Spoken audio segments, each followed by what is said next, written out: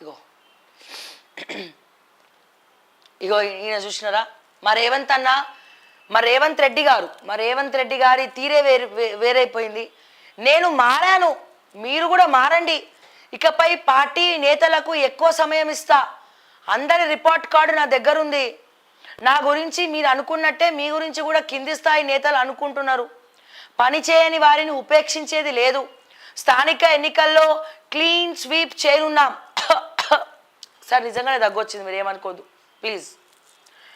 MLA, MLC, MP, corporation చైర్మన్లు 4 స్తంభాల్లో నిలబడి పనిచేయాలి. రేపటి నుంచి నేను చెప్తున్నా, భూతద్దాలు తీసుకురండి ప్లీజ్ దయచేసి. ఎక్కడెక్కడ ఈ 4 స్తంభాల్లాక్క వీళ్ళు ఎట్లా పని చేస్తున్నారు అని చెప్పి జరడబట్టి ఎత్తుకాలి మనం. అందరు కూడా జేబులల్లా భూతద్దాలు పెట్టుకొని తిరగండి ప్లీజ్ దయచేసి. Okay, MLA, MLC, MP, corporation చైర్మన్లు 4 స్తంభాల్లో నిలబడి పనిచేయాలి. 10 ఏళ్లుగా పార్టీ కోసం కష్టపడ్డోళ్ళకే టికెట్లు, కుదరని చోట నామినేటెడ్ పోస్టుల్లో. కాంగ్రెస్ ఎంపీ, ఎమ్మెల్యేలతో సీఎం రేవంత్. ప్రజలకు నూతన సంవత్సర శుభాకాంక్షలు. Thank you sir, thank you so much. మీకు కూడా నూతన సంవత్సరం శుభాకాంక్షలు నిన్ననే చెప్పేసిన. ఇక్కడ సార్ ఈ మాట నాకు ఎందుకో నమ్మబుద్ధి అవుతలేదు. ఏంది 10 ఏళ్ళుగా ఎవడైతే కష్టపడ్డాడో వాళ్ళకే టికెట్లు, వాళ్ళకే నామినేటెడ్లు అన్నారు. గుండెల మీద చేసుకొని చెప్పండి రేవంత్ అన్న, గుండెల మీద చేసుకొని చెప్పండి. మీ పార్టీల కష్టపడిన వాళ్ళకి, కాంగ్రెస్లా కష్టపడిన వాళ్ళకి ఏమి ఇచ్చినారు? వాళ్ళకి మధ్యలో కుంపటి పెట్టి మీరు పక్కకి సైడ్ అయిపోయినారు. గుండెల మీద చేసుకొని చెప్పండి రేవంత్ రెడ్డి గారు, మీరు చేసుకొని చెప్పాల్సిందే. లేకపోతే అట్లీస్ట్ ఒక వీడియో అన్న రిలీజ్ చేయండి మా తృప్తి కోసం అన్న. ఇప్పుడు నేను మారాను, మీరు కూడా మారండి. ఎందుకంటే 2 days బ్యాక్ ఇదే టాపిక్ మీద నేను మాట్లాడినా, రేవంత్ రెడ్డి గారు మారాలి అని. ఇప్పుడు దానికి ఏదో ఎక్కడో కోశాన మ్యాచ్ అయినట్టు అనిపిస్తుంది నాకు. ఎమ్మెల్యేలతో మీటింగ్ పెట్టమన్నాం, కార్యకర్తల్ని మోసం చేసిరు. కార్యకర్తలే ప్రచారం చేయబోతున్నారు కాంగ్రెస్కి ఓటేయకండ్రా నాయన ఈ సర్పంచ్ ఎలక్షన్స్లో అని చెప్పి. కాంగ్రెస్ కార్యకర్తలే మనోవేదనకు గురవుతున్నారు, కాంగ్రెస్ కార్యకర్తలే బాధపడుతున్నారు. బట్టి విక్రమార్క గారు మందు పూసే పని కూడా చేస్తలేడు, మందు రాసే పని చేస్తలేడు. ఆఖరికి బట్టి విక్రమార్క గారు కూడా కార్యకర్తల్ని అరుచుకోవట్లే. మహేష్ కుమార్ గౌడ్ ఏదో తూతూ మంత్రంగా తూతూ అనుకొని పని కానిచ్చేస్తున్నాడు. శ్రీధర్ బాబు కానీ, కొండా సురేఖక్క కానీ, మా సీతక్క కానీ, లేకపోతే కోమటిరెడ్డి వెంకటరెడ్డి సాబ్ కానీ, అసలు రాజగోపాల్ రెడ్డి ఎక్కడ ఉండో తెలియదు ఎవరికి. వీళ్ళందరూ అసలు ఏం చేస్తున్నారు? వాళ్ళ కార్యకర్తలను అరుచుకుంటున్నారా? ఏమైనా మందు పూసే పని చేస్తున్నారా? ఇక పటాన్చేరు విషయం అయితే ఘోరం అధ్యక్ష రేవంత్ అన్న. పటాన్చేరు అయితే ఘోరం. ఆ నీలమ్మది ఏదో మీ తమ్ముళ్లతో చేతులు కలిపి అక్కడిక్కడ కబ్జా పెడదాం అనుకుంటుండో మరి ఏందో మాటికి వచ్చి మీకు బొకేలు ఇచ్చి మీ దగ్గర ప్రసన్నం చేసుకుంటున్నాడు జై తుస్సాని. ఎందుకని? నీలం మధు గారు ఒకసారి రెడ్డి అని చెప్పుకుంటాడు, ఒకసారి ముదిరాజు అని చెప్పుకుంటాడు. ఆ స్టోరీ ఏందో చిట్కులు అందరికీ తెలుసు, మళ్ళీ ప్రత్యేకంగా నేను మాట్లాడక్కర్లే. మీరేమో రెడ్డిలు అంటే మీరు ప్రాణం పెడతారు. ఓకే, రేవంత్ రెడ్డి గారు రెడ్డిలు అంటే ప్రాణం పెడతారు. సో అందుకని ఇప్పుడు ఏమైపోయింది? కాటా శ్రీనివాస్ గౌడ్ గదే పార్టీ కాంగ్రెసే, నీలం మధు కాంగ్రెసే, మైపాల్ రెడ్డి గారు కాంగ్రెసే. ఇట్లా చెప్పుకుంటా పోతే పటాన్చేరుల ప్రతిపక్షమే లేదబ్బా ఈ రోజున. మొత్తం కాంగ్రెసే, అందరు లీడర్లు అందరూ వచ్చి కాంగ్రెస్లో చేరిండ్రు. ఇక్కడ పటాన్చేరు పరిస్థితి గది. వెనకాల ఉండి చోద్యం చూసేది మీరు.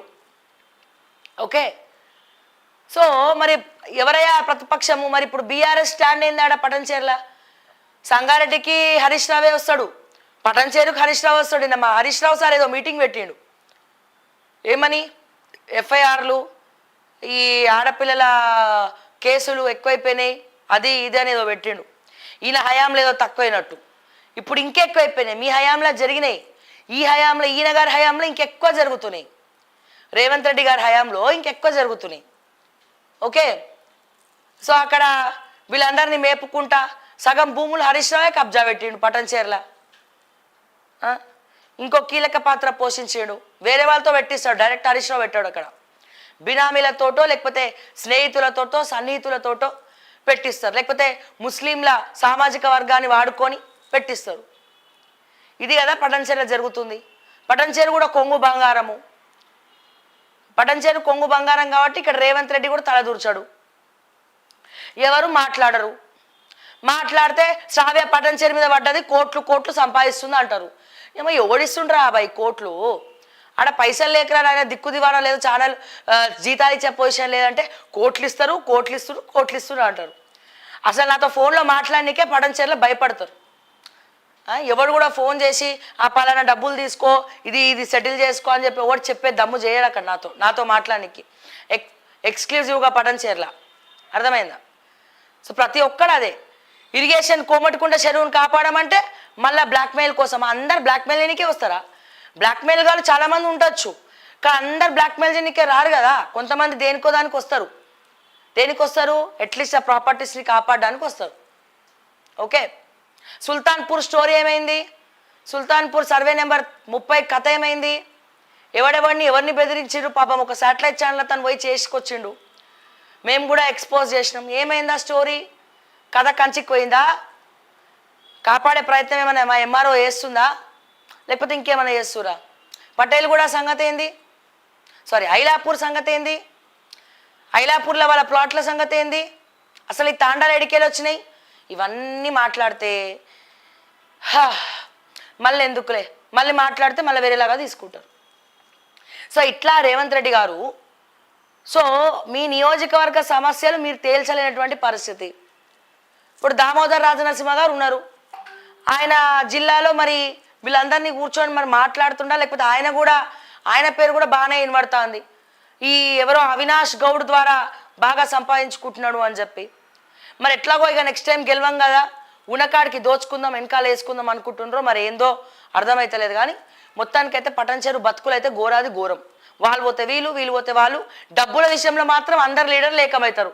భలే గమ్మత్ ఉంటుంది పటంచేరు పాలిటిక్స్.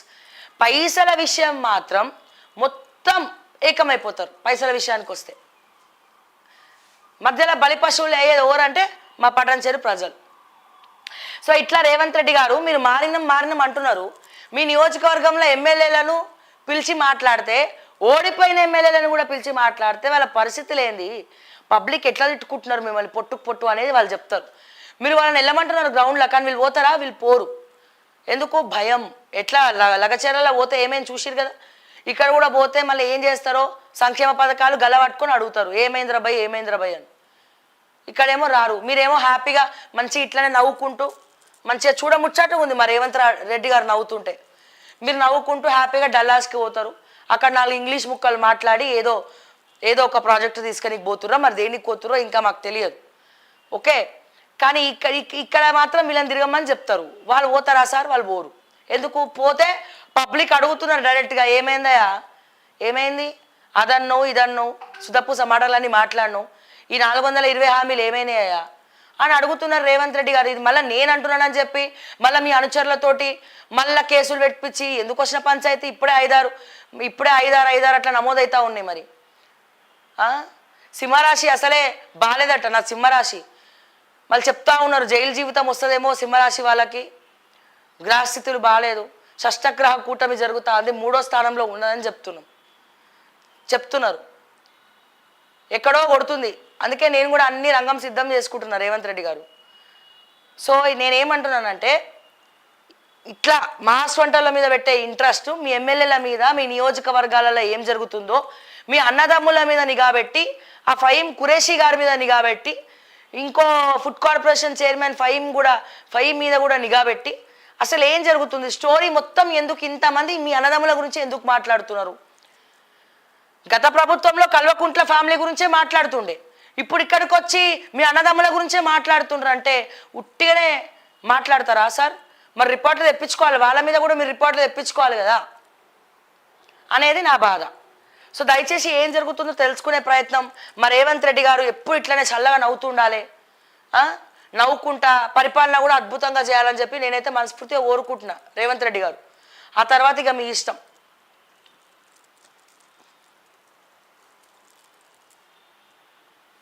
చివరి త్రైమాసికంలో 30,000 కోట్ల అప్పట. మీరేమైనా తీర్చేది ఉందా? పాకెట్లకి వెళ్ళి ఇచ్చేది ఉందా? కట్టేది తెలంగాణ ప్రజలే కదా. ఆ సొమ్మంతా కట్టేది ఎవడు? ట్యాక్స్ల రూపంలో మేమే కట్టాలి. ఏమైనా రేవంత్ రెడ్డి గారు మామగారు ఆస్తులు ఏమైనా తాకట్టు పెట్టి కడతారా? లేకపోతే మా బట్టి గారు ఇప్పటివరకు సంపాదించుకున్న ఆస్తులు ఏమైనా తాకట్టు పెట్టి కడతారా? లేకపోతే శ్రీధర్ బాబు ఆస్తులు తాకట్టు పెట్టి కడతాడా? లేకపోతే మా కోమటిరెడ్డి వెంకటరెడ్డి సాబు బిజినెస్లని కూడా ప్రజలకు అంకితం చేసి రాసిస్తాడా? మా రాజగోపాల్ రెడ్డి సార్ రాసిస్తాడా? ఎవరు రాసిస్తాడు? ఎవరు రాసియాడు? వీళ్ళు అప్పు చేసి వెళ్ళిపోతారు. ఎట్లయితే గత ప్రభుత్వం అప్పు చేసి వాళ్ళ పని వాళ్ళు చేసుకుంటారో ఇప్పుడు కూడా వీళ్ళు అప్పు చేసి వాళ్ళ పని వాళ్ళు చేసుకుంటారు. మధ్యలో ఎవరయ్యా గొర్రెలు, ఎవరయ్యా ఈ బరువును మోసి కట్టాలంటే తెలంగాణ ప్రజలే. తెలంగాణ ప్రజలే అప్పు కట్టాలి, అప్పు తీర్చాలి. ఇక 30,000 కోట్ల అప్పు జనవరి, ఫిబ్రవరి, మార్చిలో 10,000 కోట్ల చొప్పున FRBM కింద సమీకరించే అవకాశం. ఇప్పటికే TGIIC నుంచి 10,000 కోట్ల జమ. వీటితో రైతు భరోసా, రైతు కూలీలకు భృతి అమలు. Okay sir, thank you. మాజీ బ్యాంక్ మేనేజర్ ఉరఫ్ లేడీ రౌడీ షీటర్ ఏపీలో హడలెత్తిస్తున్న ప్రభావ